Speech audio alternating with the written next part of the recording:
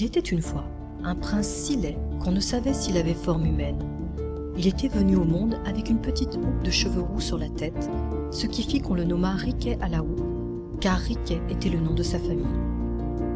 Une fée qui se trouvait à sa naissance assura à la mère de Riquet à la houppe qu'en dédommagement de sa laideur, il aurait tant d'esprit qu'il pourrait en donner à la personne qu'il aimerait le plus au monde.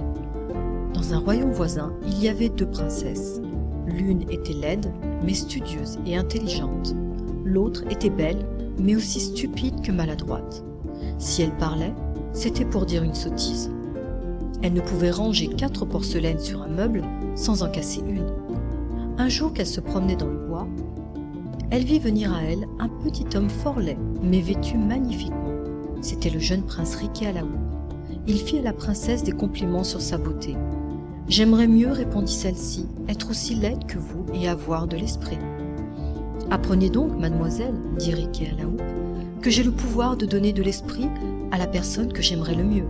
Et comme vous êtes justement cette personne, il ne tiendra qu'à vous que vous ayez de l'esprit, pourvu que vous vouliez m'épouser. Je vous donne 1 an pour vous y décider. » La princesse, sans se rendre compte de ce qu'elle faisait, accepta la proposition de Riquet à la houppe et devint aussitôt la princesse la plus spirituelle du monde. Cependant, elle avait oublié la promesse qu'elle avait faite, et l'année était à la veille de se terminer. Elle alla par hasard se promener dans le même bois où elle avait rencontré le prince Riquet. Elle y entendit un grand bruit et vit sous ses pieds une grande cuisine pleine de marmitons et de cuisiniers. Elle demanda pour qui on préparait un tel festin. On lui dit que c'était pour le prince Riquet à la houppe qui allait se marier le lendemain. Alors elle se souvint tout à coup qu'il y avait 1 an qu'à pareil jour elle avait promis d'épouser le prince Riquet à la houppe et pensa tomber de son haut. Ce qui faisait qu'elle ne se le rappelait pas, c'est qu'au moment où elle fit cette promesse, elle était une bête, et qu'en recevant l'esprit que le prince lui avait donné, elle avait oublié toutes ses sottises.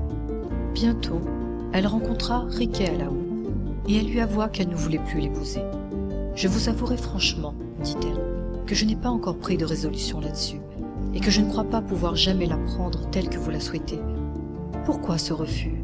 demanda le prince. « À part ma laideur, y a-t-il quelque chose en moi qui vous déplaise ?»« Nullement, répondit la princesse. « Si cela est ainsi, reprit Riquet à la houppe, je vais être heureux, car vous pouvez me rendre le plus aimable des hommes. »« Comment cela se peut-il faire ?» lui dit la princesse. « Cela se fera, répondit Riquet à la houppe, si vous m'aimez assez pour souhaiter que cela soit. Et, afin que vous n'en doutiez pas, sachez que la même fée qui me fit le don de pouvoir rendre spirituelle la personne qui me plairait, vous a aussi fait don de pouvoir rendre beau celui que vous aimerez. Si cela est vrai, dit la princesse, je souhaite de tout mon cœur que vous deveniez le prince le plus aimable du monde. » La princesse n'eut pas plutôt prononcé ces paroles que Riquet à la houppe parut à ses yeux l'homme du monde le plus beau, le mieux fait et le plus aimable qu'elle eût jamais vu. Elle lui promit sur-le-champ de l'épouser pourvu qu'elle obtint le consentement du roi son père.